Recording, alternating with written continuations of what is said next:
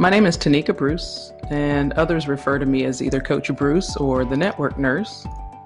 I'm a registered nurse and an author, a leader and a doctoral student, and also a wife and parent. And I co-authored a #1 selling inspirational book, Limitless Success, and just recently Wired for Uncommon Success, to inspire and motivate you to reach your wildest dreams. I believe everyone should be living their absolute best and most successful life, and I'm passionate about finding purpose and passion and also mentorship and being the cause of change. So the aim of this podcast is to discuss nurse X's and O's, from nursing to networking, and show you how my experiences and lessons of sport, leadership, business, adversity, teamwork, and championship success can help nurses and healthcare workers. And also to demystify negative tendencies of the occupation and set the record straight with the hope of bringing positive change in the lives of people themselves and also others. And my main aim is to impact your life through different social platforms, this being one of them. But also I do one-on-one coaching and mentorship just to help develop laser-like focus. It's much needed today, and to help you chase after the dreams that you have, and not just chase after them, but also chase them with a relentless pursuit of your purpose and your passion, and to be able to achieve all of your dreams. So join me on this journey, and I'm looking forward to discovering much, much more. Hello, everyone. Welcome. On today's episode, we're going to take an in-depth look at the struggles that nurses face on a daily basis. And being a nurse myself, obviously, this is something that hits quite at home for me. And we've recently just seen how many nurses have just been fearless and are just fighting on the front lines and are the defense right now in our healthcare system, and especially even those that aren't normally even in the clinical setting. And so this is key, because you have nurses that are usually, can be working in technology, or nurses that are in administration that aren't normally on the COVID floors or areas where they're having to serve clinically. So it doesn't mean that we're not immune to struggles ourselves, but today we're going to just take a look at a lot of the social struggles that nurses face. So it's a general understanding that many nurses are overworked and underpaid and also undervalued. And so some of these challenges include mental health issues, low compensation, and low preparedness. And that's something that we're seeing right now, especially in the face of infectious disease. And there's also workplace hazards and also physical exhaustion, among other things. So the question remains, how far has it really affected nurses? Well, when nurses serve people with smiles on their faces, can those same people tell that those nurses have troubles as well? I mean, for example, when we go to the hospital expecting just stellar services, have we stopped to just show a little bit more kindness to nurses? I mean, has our behavior changed towards them? And also just understanding that they are mentally exhausted as well. Because no matter what kind of area a nurse works in and what kinds of patients she works with, he or she has to be on their best at all times, because nurses are seeing patients at their worst. So part of medication or therapy is not just a drug, it's also about how that nurse makes that patient and family feel. I mean, at any given time, the nurse has to deal with the patient, the family, and think about it now with the pandemic going on, where a patient may not be able to have their loved ones there. So the communication has to go over and beyond with regards to trying to communicate with that loved one. And then you've got the doctors and the case managers and the management and your teammates and all of these people. At any given time, a nurse needs to know all of those things about one patient. Well, what happens if they have 8 patients? So when you think about that, nurses struggle with these things, and it's not something that's new, but the question now becomes, how can we effectively know and help nurses during this stage? So the first thing, acknowledging that nurses are overworked and underpaid and so very undervalued. I mean, we hear that most nurses are just driven to exhaustion because of the amount of work that they do. And so the shifts in general, nurses are forced to work longer shifts. I think for the most part that many places around at least the United States have changed shifts to be 12 hours.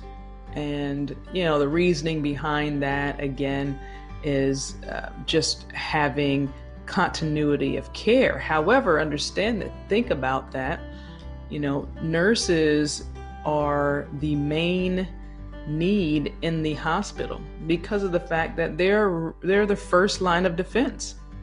So nurses often have to offer services before any drug or medication is even administered.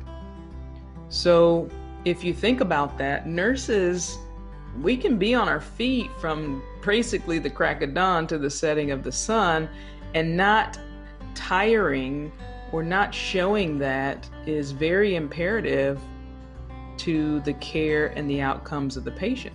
So you have to be ready as a nurse to administrate any kind of service when you're called upon. So with that being said, it's time that we take a look and also a responsibility to speak about the injustices, because we have to take care of the people who take care of all of us. So the biggest thing that can be done is taking action and also taking initiative in terms of acknowledging these things. So then the second thing that I feel is so very big that we haven't even touched the surface on how big it's going to be when the pandemic at some point finally slows down and stays down.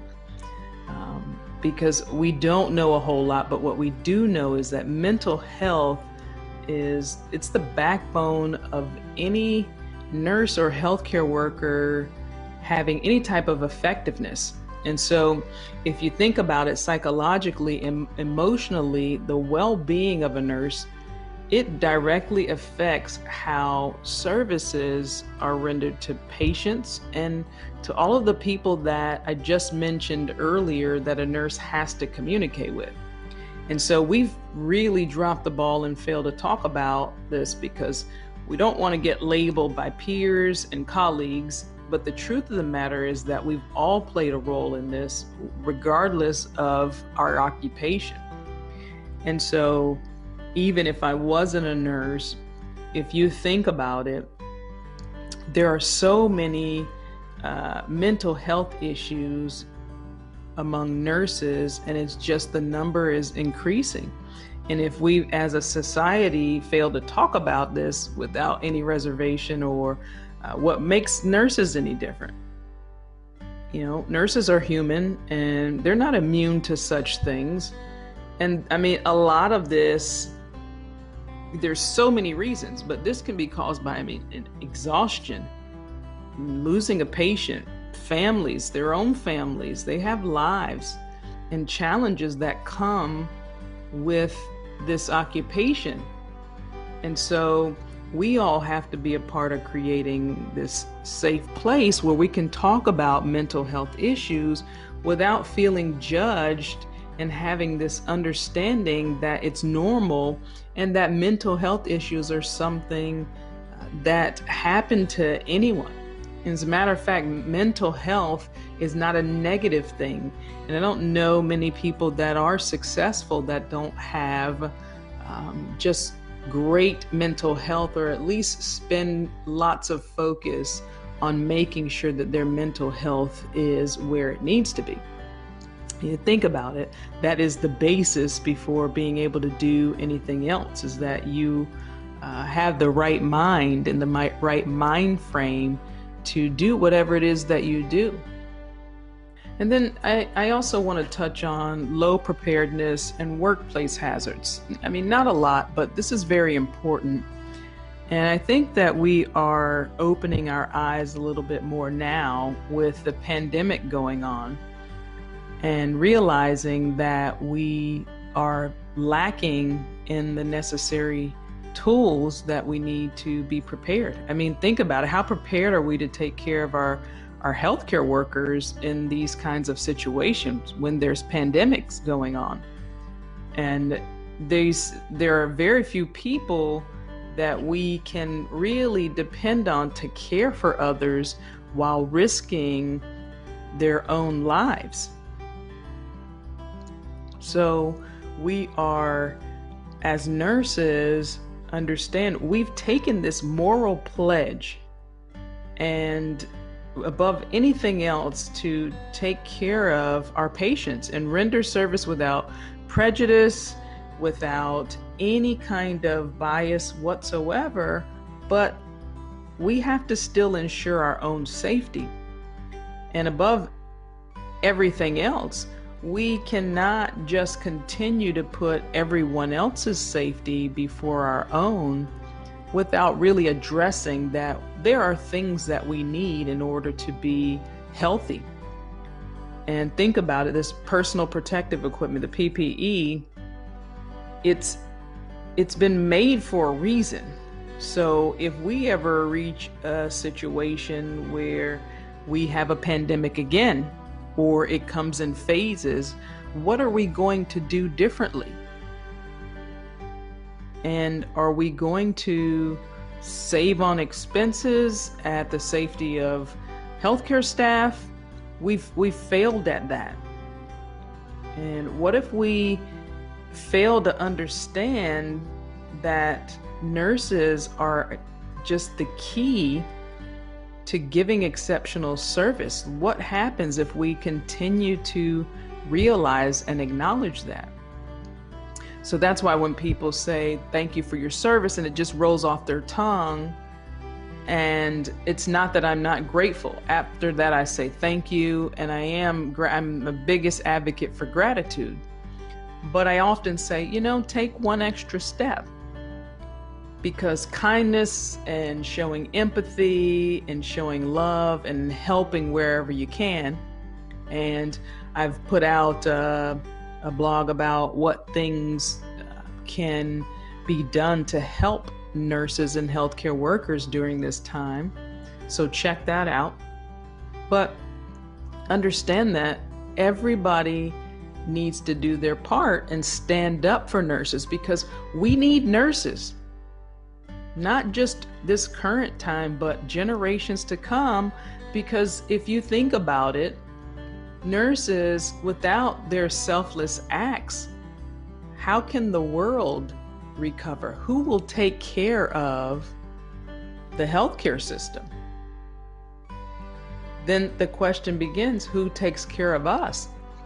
And we had a live event, Who Takes Care of Me, and just talking about the fact that healthcare workers are so vital, and there are so many things that we can do to take care of our mental health. But it starts with acknowledging the three things that we've discussed today. Hopefully you guys liked today's episode. My goal is to be of help to you in making even the slightest change in your life through this podcast. And if that happens, then that's achievement enough for me. And I'd love to hear your thoughts. Make sure you don't forget to subscribe to the podcast. That's very important. And also connect with me on my social media pages. And if you want to know more about me, please visit tonikabruce.com. Now, there's always 3 things that you need to do in between now and the next episode.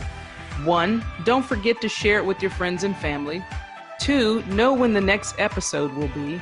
And number 3, win your day.